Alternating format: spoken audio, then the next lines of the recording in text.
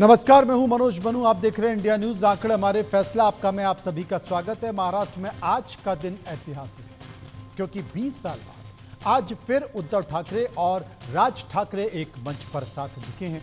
दोनों के बेटे भी मंच पर दिखाई दिए, लेकिन यह कार्यक्रम ठाकरे भाइयों के कार्यक्रम तक ही सिमट कर रह गया और कहीं ना कहीं से विकास आघाड़ी का भविष्य इसमें बिखरता हुआ दिखाई दिया। आप कहेंगे कि ये दोनों भाइयों का ही कार्यक्रम था, तो एमबीए की बात आखिर क्यों होनी चाहिए? तो आपको बता दें कि शरद गुट से सुप्रिया सुले इसमें आई, लेकिन फोटो खिंचवाने तक उनकी भूमिका सीमित रही। दूसरी तरफ कांग्रेस के नेता नाराज थे। चलिए मान लीजिए कि दोनों भाइयों का कार्यक्रम था और दोनों गले मिले भी, लेकिन अभी पार्टी का मिलना बाकी। सवाल यह है कि 10% मराठी वाले मुंबई में जहां बीएमसी का चुनाव है, वहां मारपीट थप्पड़ वाली राजनीति कितनी चलेगी?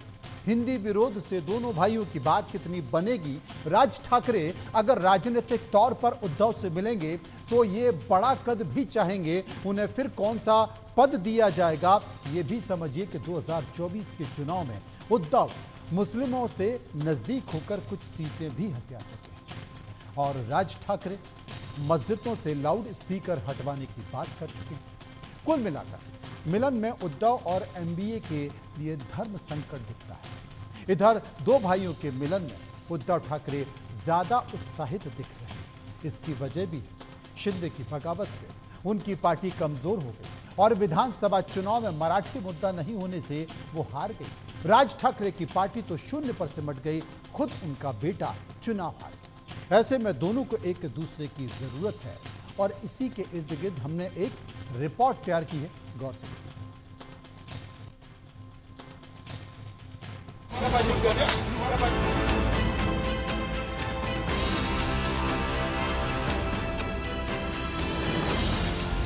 सामने है बीएमसी चुनाव, साथ आए उद्धव राज। 20 साल बाद एक साथ क्या चाहता है महाराष्ट्र? क्या है दोनों की मजबूरी? क्या मराठी ने कम की दूरी? महाराष्ट्र में हिंदी को लेकर जारी विवाद के बीच उद्धव ठाकरे और राज ठाकरे ने मराठी एकता पर शनिवार को मुंबई के वर्ली डोम में रैली की। इस मौके पर दोनों की तरफ से आगे साथ मिलकर राजनीति करने के संकेत दिए गए। उद्धव और राज 20 साल बाद एक मंच पर नजर आए हैं। इससे पहले 2006 में बाला साहेब ठाकरे की रैली में साथ दिखे थे। उद्धव को शिवसेना का मुखिया बनाए जाने के बाद राज ने अलग पार्टी महाराष्ट्र नवनिर्माण सेना बनाई थी। तब दोनों के रिश्ते अच्छे नहीं थे। राज ठाकरे ने कहा कि मैंने अपने इंटरव्यू में कहा था कि झगड़े से बड़ा महाराष्ट्र है। 20 साल बाद हम एक मंच पर आए हैं, आपको दिख रहे हैं। हमारे लिए सिर्फ महाराष्ट्र और मराठी एजेंडा है, कोई राजनीतिक एजेंडा नहीं है। साथ ही राज ठाकरे ने देवेंद्र फडणवीस पर व्यंग के लहजे में कहा कि जो बाला साहेब ठाकरे नहीं कर पाए, जो और कोई नहीं कर पाया, वो देवेंद्र फडणवीस ने कर दिखाया, हमें एक कर दिया। उद्धव ठाकरे ने कहा कि हमारे बीच की दूरियां जो मराठी ने दूर की, सभी को अच्छी लग रही हैं। मेरी नजर में हमारा एक साथ आना और यह मंच साझा करना हमारे भाषण से कहीं ज्यादा अहम है। उद्धव ने यह भी कहा कि हमें शपथ लेनी होगी कि हमेशा साथ रहेंगे। उद्धव ने कहा कि हम दोनों ने इसका अनुभव किया है कि किस प्रकार हमारा इस्तेमाल करके फेंक दिया जाता है। आज हम दोनों साथ हैं, आज हम एक हुए हैं, लेकिन दोबारा ये झगड़ा लगाने की कोशिश करेंगे, ये उनकी आदत है। उन्होंने कहा जिस महाराष्ट्र में हम रहते हैं, जहां हमारा जन्म हुआ, इसे तोड़ने की कोशिश करेंगे तो ऐसा हम नहीं करने देंगे। एनसीपी एससीपी नेता जितेंद्र आव्हाड और शिवसेना यूपीटी नेता प्रियंका चतुर्वेदी ने दोनों के मिलन पर क्या कहा, सुनिए। तो अब उनको पूछना पड़ेगा केम छो मजामा छो ने।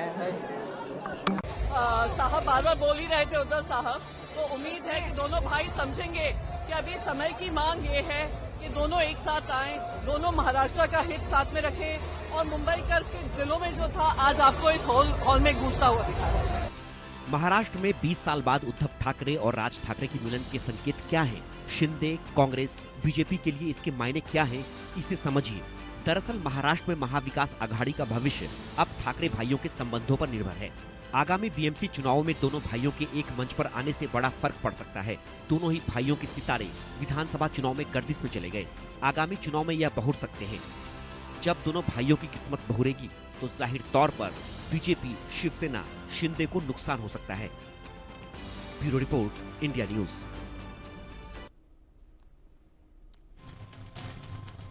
तो आपने महाराष्ट्र की राजनीति में एक बार फिर से यह तस्वीर देख ली जिसमें दो भाई सामने आ चुके हैं बाला साहब ठाकरे की विरासत को लेकर। दोनों अलग, दोनों ने अपनी पार्टी बनाई और इस पार्टी के इर्द गिर्द करीब करीब 1 दशक तक संघर्ष भी किया, लेकिन इस बीच राज ठाकरे शून्य पर चले गए। एक भी सीट उन्हें नहीं मिल पाई और उद्धव ठाकरे अपना गढ़ बचाते रहे, लेकिन इस बीच उन्होंने महाविकास अघाड़ी बनाई और उसके बाद उनकी दिशा बदली।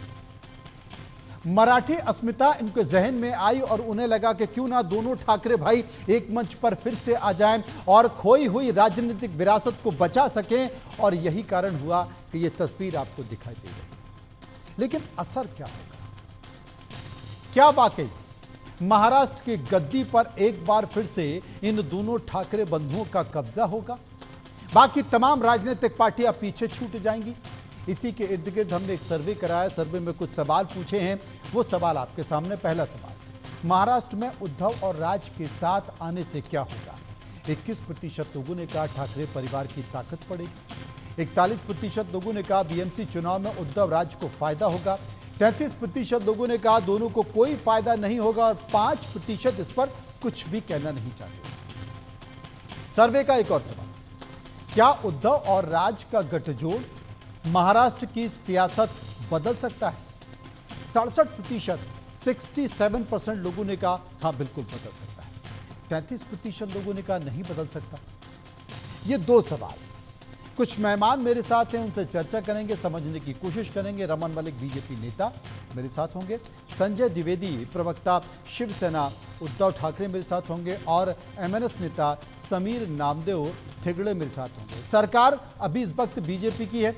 रमन मलिक साहब के पास पहले चलूंगा। रमन मलिक साहब, महाराष्ट्र में एक और नई तस्वीर दिखाई दे रही है। ठाकरे बंधु एक मंच पर साथ आ गए हैं। क्या लगता है आने वाले चुनाव में, बीएमसी चुनाव में भारतीय जनता पार्टी को कोई खतरा तो नहीं? पुरानी पिक्चर नए हीरो के साथ, नए हीरोइन के साथ आती है। आपने सुना होगा, साउथ की पिक्चर नॉर्थ में, नॉर्थ की पिक्चर साउथ में, रिप ऑफ बनते हैं। तो जैसे एक हू हल्ला मचाया गया था कि प्रियंका आ रही है, राहुल आ रहा है, राहुल आएगा, प्रियंका साथ आएगी, याद है ना? वैसे ये हू हल्ला है। फर्क कुछ नहीं है, स्टोरी लाइन वही है, सब कुछ वही है।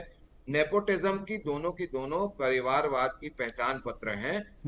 काबिलियत अगर होती तो कुछ ना कुछ कर पाते, काबिलियत नहीं है। बाला साहब ठाकरे के विचारों को मट्टी में मलेट के, उसको कीचड़ में डाल के उद्धव ठाकरे आज खाली हाथ हैं। मन से में के पास कुछ है नहीं और ना मन से ना तन से ठाकरे साहब के हैं। हाँ, इतना जरूर है कि नेपोटिज्म की पहचान कराने के लिए संजय राउत ने अभी थोड़े समय पहले एक ट्वीट करा, कहते हैं कि सत्ता खाली करो कि ठाकरे आते हैं। अरे जनता आती है हमेशा, ठाकरे नहीं आएंगे, गांधी नहीं आएंगे। ये परिवारवाद से जो पैदा हुए लोग हैं, ये उसी अहम में ध्वस्त हो जाते हैं। जनता की सेवा के लिए नहीं है, ये खुद की सेवा के लिए। इनसे ये पूछिए कि कितने मराठी कॉलेज, कितने मराठी कैंपसेस, कितने Marathi television serial, Marathi language को बढ़ाने के लिए इन्होंने क्या करा? आज तक कुछ नहीं करा।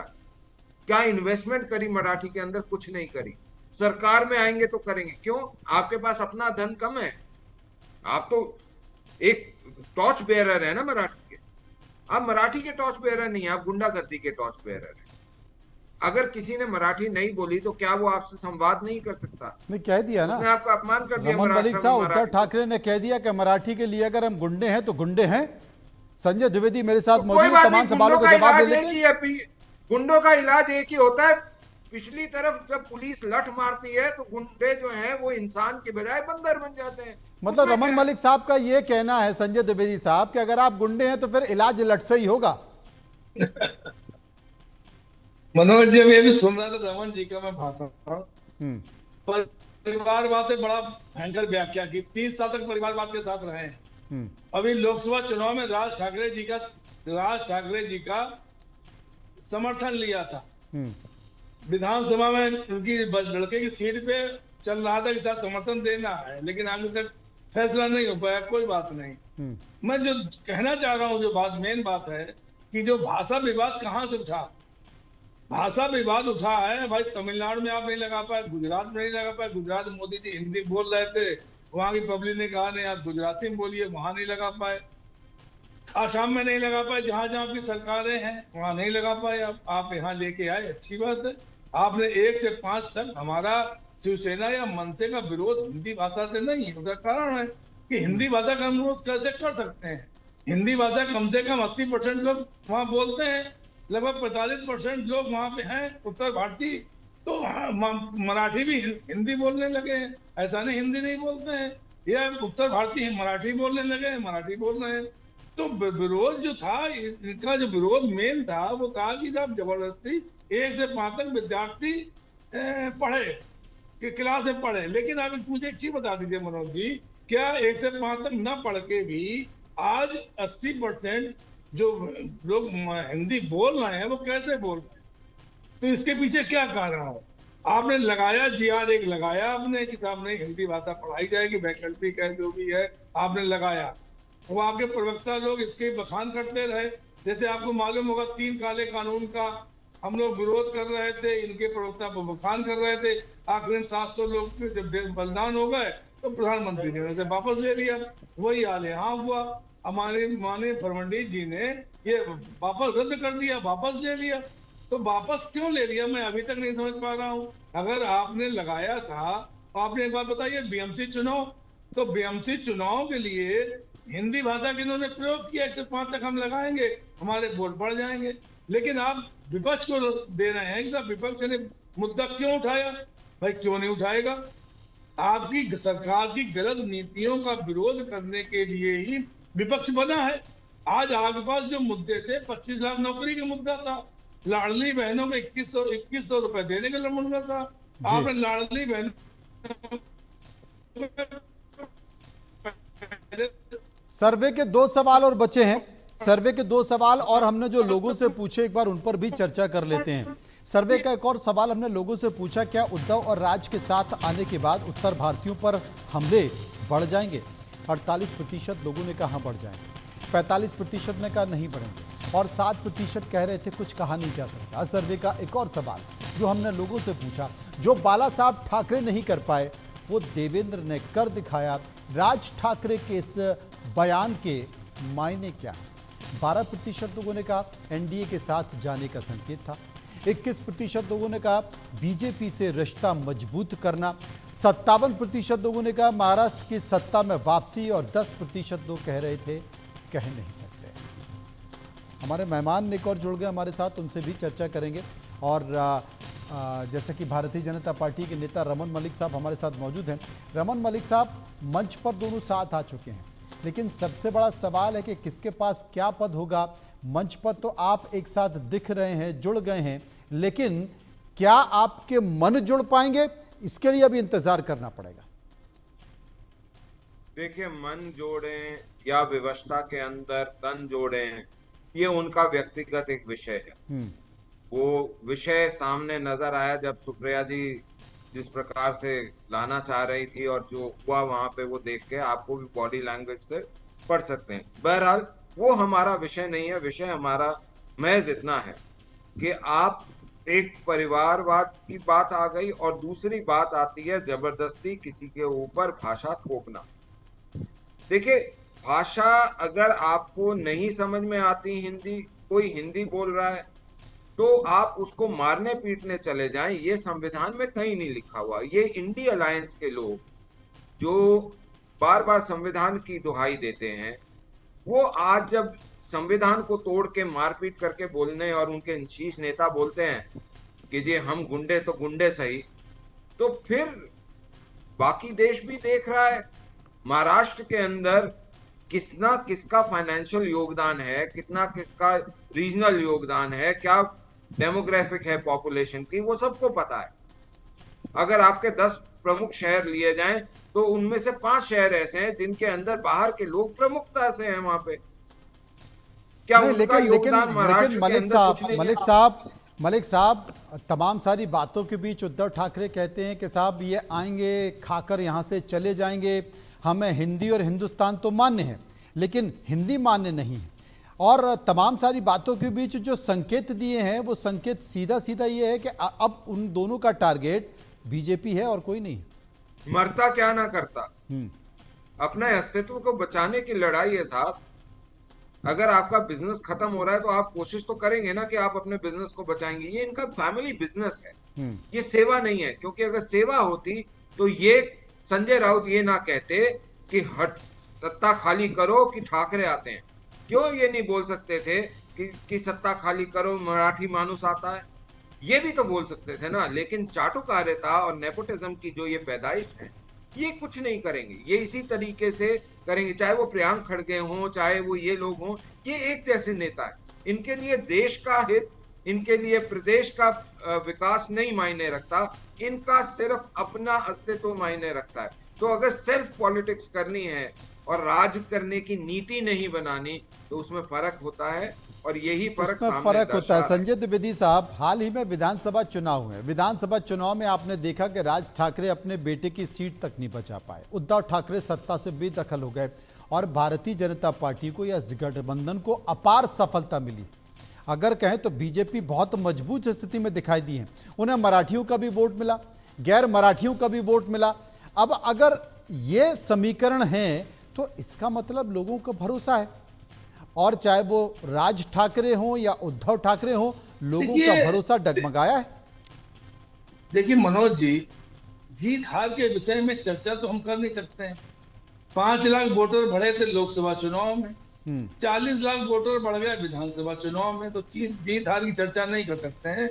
लेकिन लोकसभा चुनाव में हमारे गठबंधन, इंडिया गठबंधन को, उद्धव ठाकरे को, महाविकास अघाड़ी को जनता ने जो सीट से पहुंचाया, ठीक है। आज हम किन्हीं कारणों बस हार गए हैं, इसका मतलब यह नहीं। जबकि उद्धव ठाकरे के पास शिवसेना नहीं थी, धनुष्बाण नहीं था, उनके पास था दूसरा नाम था, दूसरा चुनाव चिन्ह था। उसके बाद जनता ने अगर 11% वोट दिया है, 20 सीटें दी, बहुत सीटें हमारी 500 वोट 1000 वोट से हार गए। तो हार जीत की यहाँ चर्चा नहीं कर सकते, इसका कोई मतलब नहीं है। लेकिन भारतीय जनता पार्टी को विकास के नाम पे जो इन्होंने वादे किए थे महाराष्ट्र की जनता से, वो वादे कहाँ गए?